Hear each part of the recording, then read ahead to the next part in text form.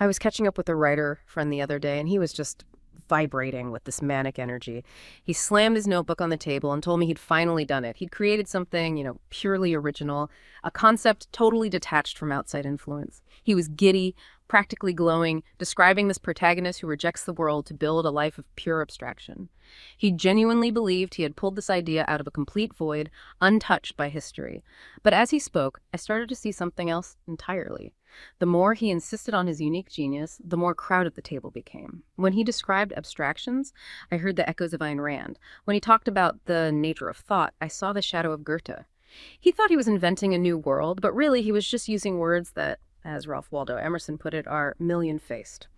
That contradiction, his desperate need to be the sole creator versus the reality that he was acting as a filter for 1,000 dead authors, was so striking. It really raises an uncomfortable question for all of us creators. Is originality just a myth we tell ourselves to hide the fact that we're all just rearranging the same ancient mosaic? That is exactly it. That's the core conflict we have to face right now. This myth of the sole, isolated creator, that romantic genius figure. It's running headlong into the reality of intertextuality.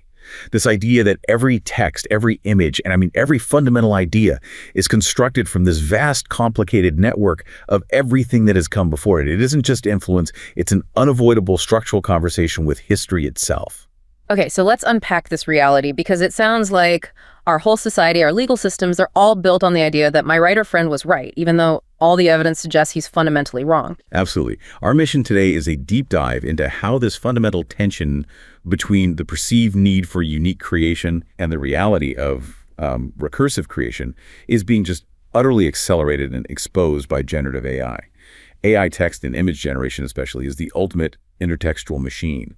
It forces a radical reckoning with our legal and societal structures, most of which are still built on this flawed premise of true, absolute uniqueness. We have to fundamentally change how we think about authorship, not just philosophically, but legally, or we risk suffocating innovation in the very name of protecting it.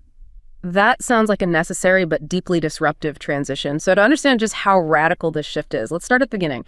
This modern fragile thing we call originality. Because historically, the copy wasn't seen as a bad thing at all, right? Not at all. We often project our current aesthetic values backward, but for the better part of classical art history, the concept of the copy was profoundly positive. It wasn't about forgery or cheap imitation. It signified abundance, continuity, and, success. A successful original was one that was copied widely, fitting neatly into cultures that often prize permanence and stability over novelty. To copy a great work was a recognized and respected way of participating in a continuous, enduring tradition. It was a form of veneration and training. So when did that break? When did the original suddenly demand that we reject repetition? Well, the shift was this deep mutation in aesthetic values that really accelerated starting in the 18th century. It coincided with the establishment of the functional differentiation of the art system. And suddenly, novitas, novelty or innovation, became the absolute core value distinguishing art from craft. Originality was radically redefined. It transitioned to meaning an artifact without precedence, something that was positively and materially divergent, surprising, and truly unique in its form. So originality stopped being about quality or tradition and started being just about being first. Exactly. And the consequence was inevitable. Repetition became the enemy. Repetition was explicitly rejected as signaling an entirely devalued conception of art. If the goal of an artwork was to have a unique, singular existence, then repeating it just stripped it of its aesthetic merit. It signaled craft, not genius. We went from celebrating stability and abundance to obsessively demanding rupture and disruption. But the disruption didn't stop there. Postmodernism seems to have twisted the knife on that modernist obsession with uniqueness. It did. The postmodern turn rejected that modernist demand for formal uniqueness, only to create a new shift in how we perceive copies. Modernism generated surprise by crossing the unmarked space into a new, marked space, so formal novelty. Postmodern art, conversely, found surprise in the repetition of existing forms through sheer decontextualization. And that's where things start to get intellectually messy in a really good way. Precisely. The material or formal difference between a copy and an original was replaced by a temporal difference, the new versus the old. By presenting an identical copy, the postmodern work immediately dilutes the original's claim to unicity. This phenomenon led directly to the concept of the dematerialized artwork, where the focus shifts away from the unique physical object And this is what makes it possible for an identical reproduction to become a full artwork, another original, just based on its assertion that it is new, it is not a yesterday, and it's functioning differently within the art system. So the meaning is derived not from the isolated object, but from its layered place in history. It's a dialogue with the entire lineage of art. That brings us neatly to the theoretical framework that describes all this, interpictoriality. Interpictoriality is the precise critical framework we need to understand the contemporary creative landscape, especially in visual art. It designates the structured relations between images, artworks, and the modes of their transformation, creating a conversation between artists and artworks across vast stretches of time and space. Through this lens, the idea that any single new artwork is created ex nihilo out of nothing is philosophically absurd. Every work is in conversation with all its predecessors, making the concept of originality an historically contingent construct, dependent on the rules of the system at any given moment. Okay, but if everything is built on what came before, how does the system, the art world itself, recognize a work as legitimate art? How does it avoid just collapsing into simple repetition? This is a function of what we call second-order observation. Artworks must signal their belonging to the system. They have to show that they know their own past. They do this by explicitly citing, copying, rejecting, and renewing past forms. If a work is too different, what sociologists call singularia, it can't be observed or recognized as belonging to the art system at all.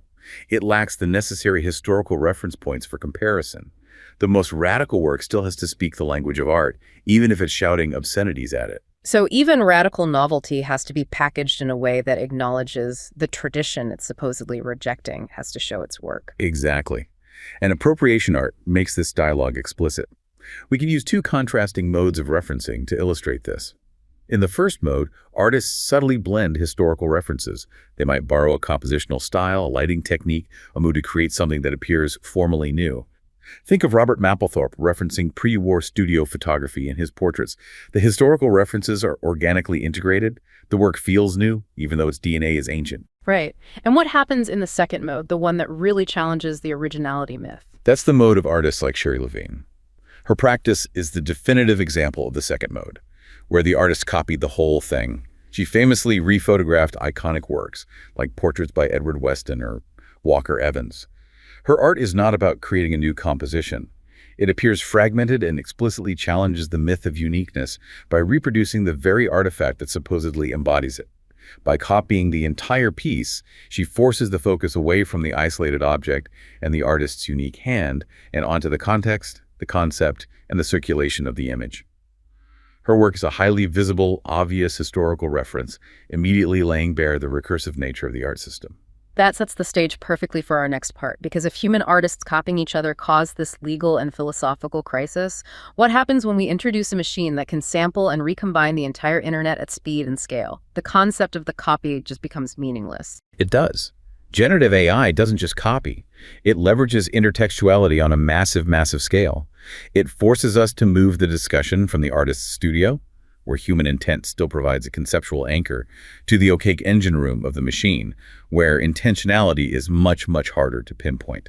And here's the profound irony. For decades, literary theory, influenced by thinkers like Barthes and Foucault, sought the death of the author, arguing the author was just a functional position in a system. But now, as we contemplate artificial general intelligence, we see this strange phenomenon, a return of those romantic ideas of genius, but in a machinic silicon form. It's absolutely true. Authorship has become a surprising benchmark for computer science itself. Generated texts or images are required to convey a sense of human-like intentionality or creativity to be deemed truly intelligent. The AGI fantasy essentially asks us to resurrect the sole creator, just giving it a silicon skin, effectively reestablishing the romantic author as a technological aspiration. But early AI resisted the idea of machine authorship, didn't it? They saw the computer as just a glorified tool. They did. Early thinkers resisted it because the link between the programmer and the output was so clear. Consider Joseph Weissenbaum's 1964 ELIZA chatbot, which just responded based on linguistic patterns, or the Stuttgart School's focus on quantitative properties of text, like word frequency. These early approaches viewed computer authorship skeptically, maintaining that authorship ultimately resided with the human programmer. The generated texts were believed to lack intentionality by definition because the programming itself was a human activity of writing deterministic rules. But modern generative AI fundamentally changes the distance between the human author and the final text. The rules aren't written deterministically anymore. We need a way to map this causal authorship now that the model itself is a statistical black box. We need a new taxonomy. We can categorize authorship based on the distance between the human agent and the output text. Early AI operated under the sequential paradigm. Rules could be formulated precisely and deterministically.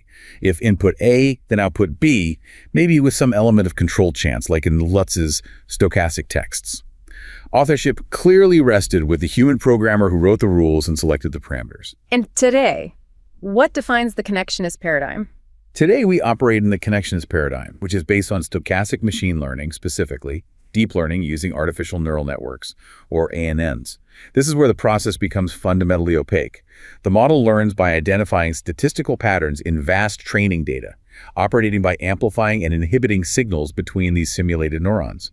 And critically, the statistical process, which generates the complex emergent behavior, is in principle not translatable back into human-readable rule steps of code. It is not deterministic. It is a probability machine. So if the programmer isn't writing the rules, what role does the human play, and where does authorship even reside? That brings us to what you could call the iron cage of the model. In tertiary and quaternary generative models, human authorship doesn't vanish, but it becomes encapsulated in the crucial choices made at the input stage. This includes selecting the training algorithm, setting the hyperparameters like temperature, which dictates the degree of randomness or creativity in the output, and curating the immense, often commercially licensed, training data set. So the human doesn't determine the output, but they build and set the limits of the universe the model can operate in. Exactly. The model can only operate within this defined statistical system. The principle becomes, il n'y a rien de modèle, there is no outside model. Authorship is sealed within this opaque commercial language technology. If the model is not trained on poetry, it cannot generate poetry no matter how clever the prompt. The human influence is antecedent. It shapes the possibility space, rather than the discrete output step by step. This loss of control and the increasing opacity, that's the essence of the black box dilemma. If we can't fully trace why the neural network generated a specific output, is it still a human artifact in the traditional sense? Philosophically, this distinction is huge. This opacity means the neural network shifts from being a human cultural artifact to be understood, in Dilthian terms, interpreted as an expression of human spirit, to something more akin to a natural object to be explained. It's like studying a star cluster or geological formation rather than interpreting a manuscript written with human intentionality. And this radical change raises the possibility that we may be dealing with autonomous AI authorship, or at least a statistically emergent authorship that transcends the sum of its human programmers. That pushes us even further toward collective creation. Even if we move beyond the machine as a singular genius, we have to recognize that text creation, human or machine, is inherently distributed. Distributed authorship recognizes the entire network of human and non-human actors involved in text creation. We see this even at the fundamental level of primary code text. Programmers routinely reuse code snippets, drawing them from repositories, open source libraries, forums. This is intertextually authored code. It's common, non-cited practice, kind of like a mechanical engineer using a standardized screw without citing its inventor every single time. It points toward collective foundational authorship at the base level of digital creation. And when we scale that up to the LLM, the large language model, it's not just borrowing snippets, it's incorporating everything. Correct. The LLMs redefine the concept of collective authorship entirely. They incorporate language from more or less the entire internet, aggregating billions of human creative acts, linguistic styles, and narratives. This ubiquity gives distributed authorship a new, profound meaning, reminiscent of a collective unconscious acting as a source of automatic writing. The text is truly authored by the global network of human communicators, just filtered through a mathematical matrix. That idea, the collective unconscious as the source, seems to bring us to the philosophical endpoint that Foucault predicted. It does. Foucault speculated about a future culture where discourses circulate and are received, quote, without the author function ever appearing. If we are increasingly surrounded by AI-generated text for automated reports, information systems, interfaces, content farming, the concept of authorship may simply apply to fewer and fewer kinds of texts over time. The author function, which once served to stabilize legal and economic rights, might just fade to irrelevance for certain ubiquitous forms of communication, much like we don't worry about the author of a standardized warning label. So if creation is inherently recursive, be it Sherry Levine copying Walker Evans for conceptual depth, or an LLM sampling the internet for statistical probability, the law, particularly copyright, is facing an impossible task. Because its foundation rests on enforcing a narrow, individualistic, and ultimately mythical concept of originality, it's trying to hold a statistical cloud accountable to 18th century notions of genius. That's absolutely the tension. The legal system struggles immensely to accommodate both appropriation art and generative AI, because its foundation rests on defining and defending a highly specialized concept, the individual character of a work. This is the central legal criterion for copyright eligibility. It's paraphrased variously as originality, uniqueness, singularity, novelty, or creativity. And what does that mean in practice for what the law protects and what it explicitly rejects? Well, since the Western aesthetic that underpins copyright is one of transformation and augmentation, the realm of protectable creation is always the more. A work must add something significant. This means legal systems explicitly exclude anything deemed banal, simple, obvious, already known, or merely artisanal. For example, if you create a map, the facts on the map are not protected, only the unique artistic expression or selection of how you present them. The work has to demonstrate a perceptible difference from what preceded it, rising above a minimal threshold of creativity. There was that famous attempt by theorist Max Kummer to take the subjectivity out of this by creating a theory of statistical uniqueness. How did that work out? Kummer attempted to objectify originality by requiring the artifact to be statistically unique, meaning it was without precedence and unlikely to be created in the future, even if someone else had the same idea. The aim was noble, to move beyond subjective judicial judgment. However, the theory had a fatal practical flaw.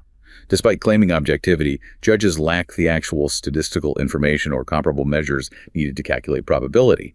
They were ultimately forced to rely on their discretion, their gut feeling, to establish what was new enough to be considered unique. So it became objectivity just masking an underlying aesthetic bias. Exactly. The theory ended up being soaked in the aesthetics of its heir du temps. During the mid-20th century, this often meant favoring formal novelty, the kind of pure, abstract visual characteristics championed by critics like Clement Greenberg. This inherently disadvantaged postmodern works that explicitly cited or copied past forms because their newness was conceptual, not necessarily visible. The law looked for a new surface, but the artists were making a new argument. That focus on the surface brings us to the second major issue. Copyright law's retinal focus. It only sees what's immediately visible. The law operates heavily on the classic idea-expression dichotomy.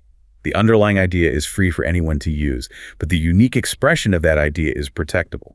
Since the individual character must arise from the work itself, its overall impression or Gesamteindruck, and not the author's personality, biography, or the conceptual context, courts focus heavily on the external expressed form. Why is this so problematic for complex modern art and AI outputs? This makes copyright law inherently retinal. It can only consider those aspects that can be impressed on the judge's eye, the visible surface. This is a massive problem for intertextual art because the legal analysis completely ignores the invisible dimension of the artifact, the complex, layered meaning, the political or historical critique, and the content created purely by recontextualization. If the meaning is in the reference, but the reference is hidden in plain sight, the law can't see it. Let's use that example you mentioned, the Maley photograph, to demonstrate how this retinal focus can utterly fail to capture artistic intent. Right. This was a case where a man, Bruno Maley, a simple railway security guard, was photographed and later, through coincidence, became a hero. The Swiss Federal Supreme Court ultimately denied copyright protection, finding the image's configuration non-individual, arguing that the mere combination of existing forms was a mere artisanal performance. The court focused entirely on superficial criteria like the sharpness of the shot or the play with contrast. But the photographer's choice might have been to make the picture look ordinary, to emphasize the randomness of heroism. That's the crux of the failure. If we hypothesize that the photographer's intentional aesthetic choice was for the picture to appear utterly banal, a plain man in a rumpled pullover, to portray Maley as a normal citizen who became a hero purely by chance, the law's focus on superficial, immediate formal novelty completely misses the sophisticated artistic choice. By focusing only on the external novelty, the law fails to recognize the subtle intentional narrative or conceptual argument being conveyed by the work. It's proof that a work can be highly original in its argument while being intentionally banal in its form.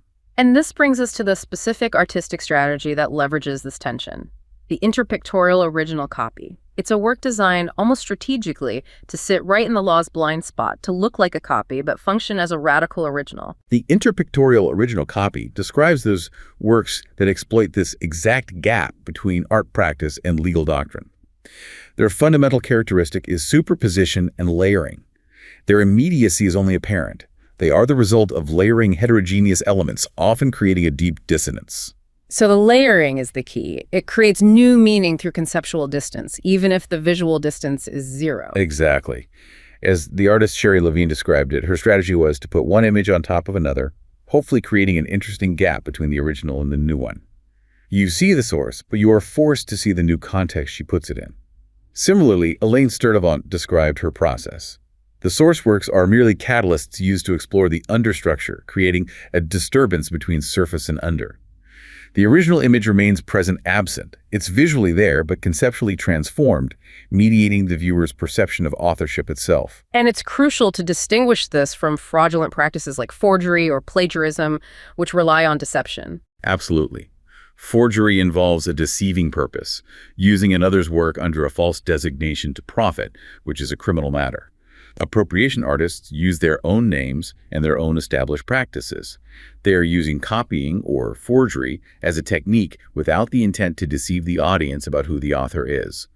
The interpictorial original copy intentionally oscillates between being a copy and an autonomous original. It leaves the source original intact, but multiplies or amplifies it for aesthetic and critical reasons, distinguishing it sharply from deceitful plagiarism. So let's see how the U.S. legal system tried to manage this phenomenon through the flexible concept of transformative use within the fair use doctrine.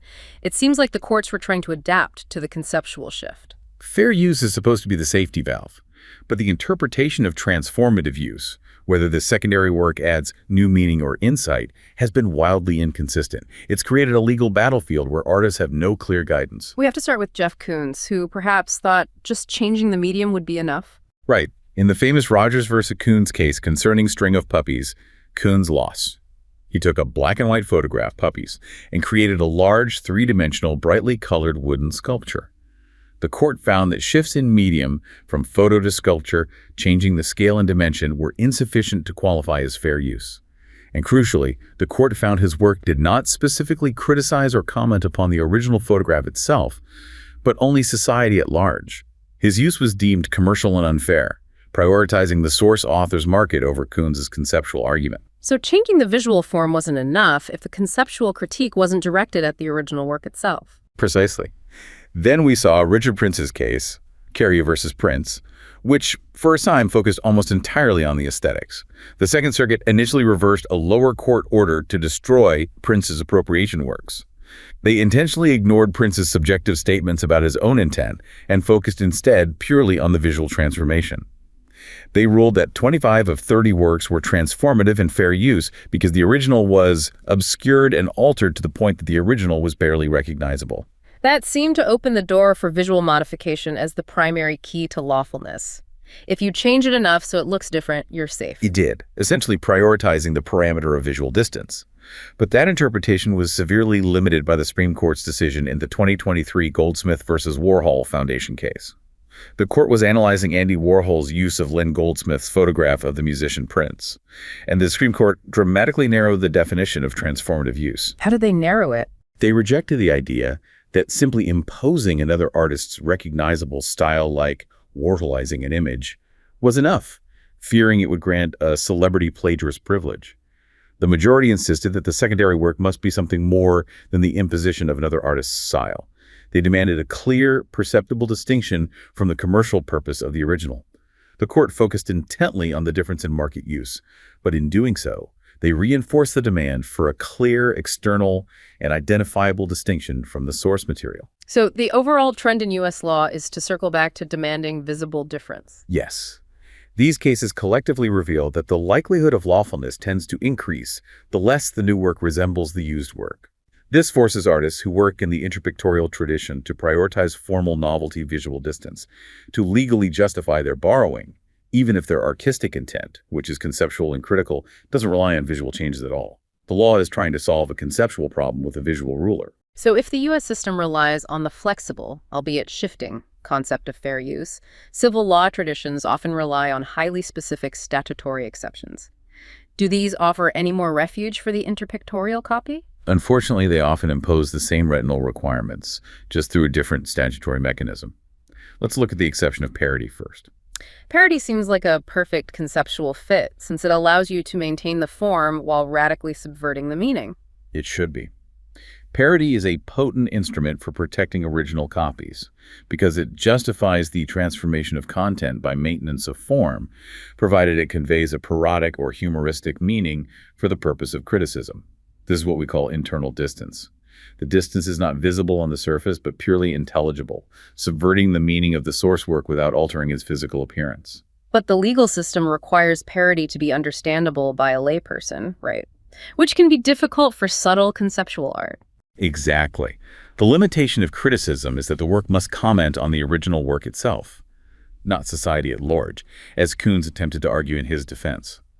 Furthermore, postmodern artwork's subtle irony often escapes judicial radar because judges tend to require parodies to be noticeably critical and humorous. If the irony is too subtle or too conceptual, the work may be ruled infringing because the necessary distance isn't immediately perceptible to the court. I recall you mentioned an interesting judicial maneuver in Switzerland that tried to inject some flexibility into the parody definition. Yes, the Trilligas case in Switzerland demonstrates the struggle to apply rigid exceptions to fluid art. The Zurich court was dealing with the adaptation of a song. And to avoid a disproportionate criminal indictment for infringement, the court subtly enlarged the scope of parody. It included modifications for purposes in the interest of politics and art, effectively using the parody exception as a sort of general clause. This creative interpretation was a way for the legal system to avoid a harsh outcome, acknowledging that the spirit of the law should sometimes allow for conceptual transformation, even if the text of the exception didn't explicitly permit it. Okay, now let's consider the exception of quotation, which seems even more restrictive and difficult for appropriation artists. Quotation is indeed highly restrictive because it imposes a stringent dual requirement. First, the quotation must be strictly necessary for the purpose of the new work. You have to prove you couldn't have made the point without using that specific source material. And second, the quoted material must remain strictly secondary or accessory to the artist's own ascertainable contribution. That immediately penalizes wholesale borrowing, which is the entire point of Sherry Levine or Richard Prince, where the borrowed material is the main contribution, and the new work's originality lies in the frame. Precisely. This also ties into a scholarly debate. Must the citing material fulfill the definition of an original work itself to qualify for the exception? Some legal scholars argue yes, because only those who create works, thereby augmenting general welfare, are justified in borrowing. If you're not creating a new original work that meets the threshold of creativity, your borrowing is seen as mere exploitative use. And then there's the requirement for the quotation to serve a function of scholarly proof. That's the documentation function. The legal system needs tangible proof that the artist engaged with the source material, useful by inserting it into a bigger work with added forms and an explicit new storytelling or scholarly purpose. The quotation must not be an end in itself, but must be accessory to the new work. This is highly problematic for appropriation artists whose technique relies on wholesale borrowing and minimal addition, where the conceptual weight is inverse to the visual change. And even where a broader concept existed, like Germany's Kunstzitat, the artistic quotation, which allowed more leeway for conceptual use, EU law has stepped in and imposed the strict accessory use requirement, tightening the rules. Correct. The EU InfoSoc directive, specifically regarding quotation, requires an accessory use of the cited material and necessity. This effectively restricted the broader, more art-friendly interpretations previously permitted by German courts under Kunstzitat. This creates immense legal uncertainty for artists who rely on extensive wholesale borrowing, forcing them back to the narrow retinal requirement that the original must be clearly secondary to the new visible forms. So we've established that creation is inherently recursive, but the law demands uniqueness and visible transformation. What are the concrete real-world consequences for the creator operating in this paradox? The law ceases to be an impartial framework and becomes an external constraint, an obstacle course that artists must actively consider and often elude in their creative process. This leads directly to self-censorship and rampant risk avoidance within the creative community. The legal losses directly shape the art that gets made. We saw this with Jeff Koons. Exactly. After losing the puppies case in the 1990s, Jeff Koons transitioned his technique. He moved from sculpture, which had been legally defined as too close to the source photo, to collage, like in his Easy Fun Ethereal series. He hoped that the collage format, by visually fracturing and layering images, would offer better legal protection by meeting that visual distance requirement. And Sherry Levine literally changed her choice of source material based on legal risk. Yes. Sherry Levine, after being notified by the Copyright Organization for Edward Weston, reoriented her work to exclusively use images by Walker Evans that were no longer protected by copyright. This is a clear demonstration that legal risk dictated her aesthetic and conceptual choice of source material. When the law compels an artist to choose a different medium or a different source just to avoid litigation, it is fundamentally influencing the final form of the art. That is a spectacular failure of copyright's core purpose, which is supposedly to foster creativity. It is. Copyright law's self-proclaimed function is to foster creativity, but it sensationally fails when it prevents artists from pursuing their intended creative vision, leading them to self-censor. Artists avoid disclosing work, shy away from using found images altogether, or, as Andy Warhol started doing, simply take the pictures themselves, rather than risking using images found in the public sphere. This fear also feeds the dangerous permission culture we see today, extending far beyond high art into digital media. The lack of clarity in legal doctrine creates an exaggerated perception of risk, especially among large commercial actors like galleries, auction houses, and publishers. They become risk-averse, leading them to seek licenses even when a use would clearly be permissible under an existing exception or fair use. This risk-averse behavior provokes a backlash effect. It expands authors' rights and shrinks users' rights, not because of legislative changes, but because of the interaction between legal uncertainty and societal fear of expensive litigation. So the legal system creates a problem in the art world, and then the art world's reaction to that problem just exacerbates the legal uncertainty. It's a closed, self-referential loop. And the core of that internal paradox lies in the law's refusal to be cognitively open to what is happening outside its own framework. The idea of the legal system as an ivory tower. Yes. Courts often isolate copyright law, insisting that the question it must answer is exclusively legal, based solely on legal categories and concepts, and not concerned with what is happening in the art system, in philosophy, or in computer science. The U.S. Supreme Court decision in the Warhol case articulated this view perfectly, stating they did not have the luxury of considering complex art, historical, or theoretical arguments. They erected copyright law as an ivory tower that sees only itself and its past legal precedents. But this closed-off system still dictates the final, visible form of the art being produced. Inescapably, if art wants legal recognition or commercial success, it must conform to the law's rules. This amounts to an unwanted aesthetic influence of copyright law in the final form of the artwork. Artists are forced to visibly change their sources, prioritizing the parameter of visual distance, even if their artistic statement relies on keeping the source form intact. David Clairabout's film, The Pure Necessity, is a visually powerful example of the legal constraint becoming visible in the art itself. Clairabout reused footage from Disney's The Jungle Book, removing all anthropomorphic features, dialogue, and narration to reflect purely on the relationship between humans and animals and motion. When producing the work, he faced massive copyright risks. To minimize this, he made a conscious choice to completely change the colored background in the film, making sure it was visually and formally distinct from the original Disney environment. So a purely legal concern, the need for visual distance, forced a fundamental aesthetic decision on the final artwork. Exactly. The difference between the original and the copy, the visible transformation, became a theme within the work because of the threat of copyright infringement. The work is a direct physical manifestation of the law's constraints. Ultimately, the law fails to evolve by closing in on itself, constantly missing the point of contemporary creation. It does.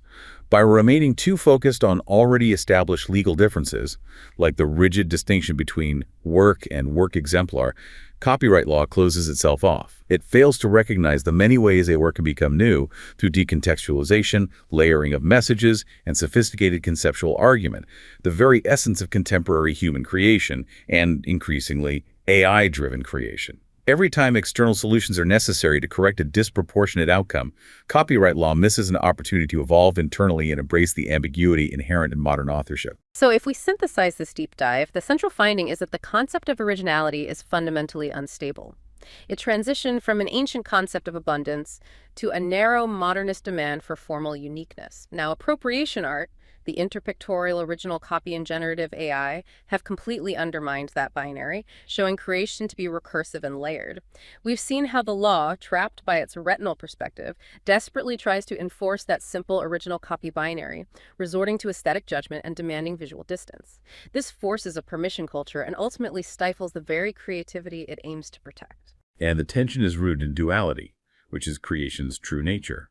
The interpictorial original copy is more than just an original, just as it is simultaneously more than just a copy. It possesses the capability to oscillate between these two simultaneous statuses. Original and copy its meaning determined by context, not by surface. This inherent deliberate ambiguity is the true nature of creation in a recursive system, and it necessitates a legal framework that embraces this constant oscillation and layering, rather than attempting to enforce a mythical absolute origin that has never truly existed in the first place.